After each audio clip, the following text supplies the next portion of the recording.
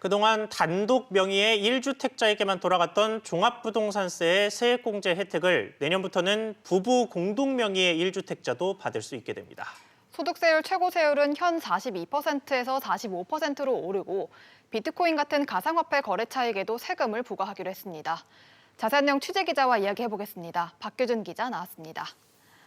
박 기자, 이런 내용들이 어제 국회 기재위 해당 소위에서 논의가 됐다는 건데 일단 공동명의 주택 얘기부터 짚어주시죠. 네, 이 종합부동산세를 낼 때 세액공제 혜택이 기존 단독명의자에서 내년부터 공동명의 1주택자에게로 세액공제 혜택이 더 확대됐다. 이게 핵심이라고 보면 됩니다.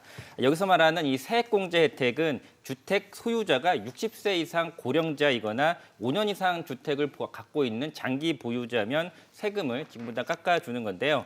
현재 이 단독명의 1주택자는 이 공시가격 9억 원 초과분에 대해서 종부세를 내고 있고 이 공동명의 1주택자는 12억 원 초과분에 대해서 종부세를 내고 있는데 말씀드린 고령자 또 장기 보유자 세제 혜택은 현재는 이 단독명의 1주택자만 혜택을 보고 있는 상황입니다.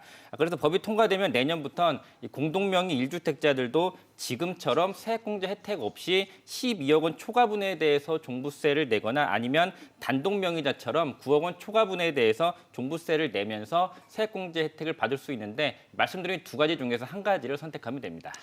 네, 그동안 이 공동명의 주택자는 뭐 혜택을 못 받는다 이런 식으로 논란이 좀 뜨거웠었는데 정부가 여론을 좀 받아들였다고 봐야겠네요. 그렇습니다. 정부는 그동안 이 공동명의 1주택자들 같은 경우에는 종부세 기본공제 총액이 12억 원으로 단독명의자 9억 원보다 많기 때문에 세액공제 혜택까지는 줄 수 없다 이러한 입장이었는데요. 하지만 최근 들어서 집값이 큰 폭으로 뛰면서 이 공동명의자를 둘러싼 논란이 커지자 입장을 바꾼 것으로 풀이됩니다. 네, 그러면 시뮬레이션을 좀 해보죠. 공동명의 1주택자들을 보면 어느 정도나 세제 혜택을 볼 수 있게 되는 건가요? 그러니까 고령자이면서 장기보호 요건이 두 가지에 모두 해당이 되면 내년부터 최대 80%까지 세액공제 혜택을 받을 수 있을 것으로 보입니다.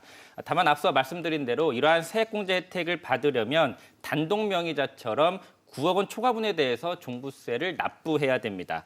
만약 지금처럼 12억 원 초과분에 대해서 종부세를 내기로 했다면 말씀드린 세액공제 혜택은 받을 수가 없습니다.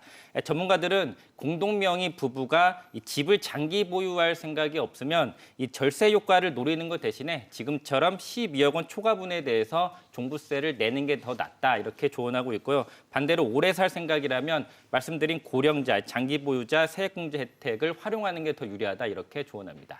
네, 그리고 어제 국회 상임위를 통과한 세금 관련 법안 중에 어떤 다른 내용이 있었나요? 가장 주요하게는 소득세 최고세율을 상향한 게 핵심으로 꼽히는데요. 현재 42%에서 45%로 최고세율을 올리기로 했습니다.